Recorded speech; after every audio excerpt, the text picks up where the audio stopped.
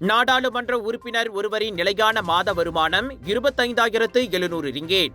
இதனை தவிர்த்து கூடுதலாக சில சிறப்பு அலவன்ஸ்களை சேர்த்தால் அவர்கள் மாத வருமானமாக 30,000 ரிங்கேட் முதல் 40,000 ரிங்கேட் வரை பெறலாம் என விளக்கமளித்துள்ளது பிரதமர் அலுவலகம்.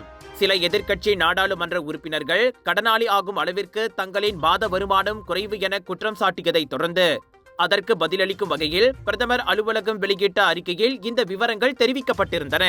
நாடாளுமன்ற கூட்ட அமர்வு, நாடாளுமன்ற அமர்வுகள் தவிர்த்து பங்கேற்கும் பொது தணிக்கை குழு அல்லது தேர்வு குழு கூட்டம், அதிகாரப்பூர்வ விளக்க கூட்டங்கள், சொந்த வாகனத்தை பயன்படுத்தி மேற்கொள்ளப்படும் அலுவல் பயணங்கள், அதற்கான தங்குமிட வசதி செலவுகள் என இப்படி சில அம்சங்களை சேர்த்தால் நாடாளுமன்ற கூடுதல் அலவன்ஸ்களையும் பெறுகிறார்கள் என அந்த அறிக்கையில் கூறப்பட்டுள்ளது.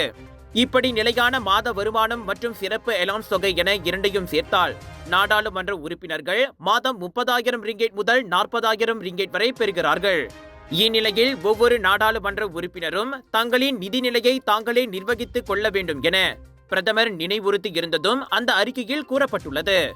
தாங்கள் கடனில் மூழ்கிவிட்டதாக கூறி சில எதிர்க்கட்சி தலைவர்கள் கருத்து பதிவிட்டு பொதுமக்களின் கவனத்தை ஈர்க்க இந்த விவகாரத்தை அரசியல் ஆயுதமாக பயன்படுத்தி வருவதையும் பிரதமர் அன்வார் முன்பு விமர்சித்திருந்தார். மேலும் எந்த அரசியல் கட்சியை சேர்ந்தவராக இருந்தாலும் நாடாளுமன்ற தொகுதிக்கான நிதி உதவி அனைவருக்கும் சமமாக வழங்கப்பட்டு வருகிறது என்பதையும் அவர் மீண்டும் உறுதிப்படுத்தினார்.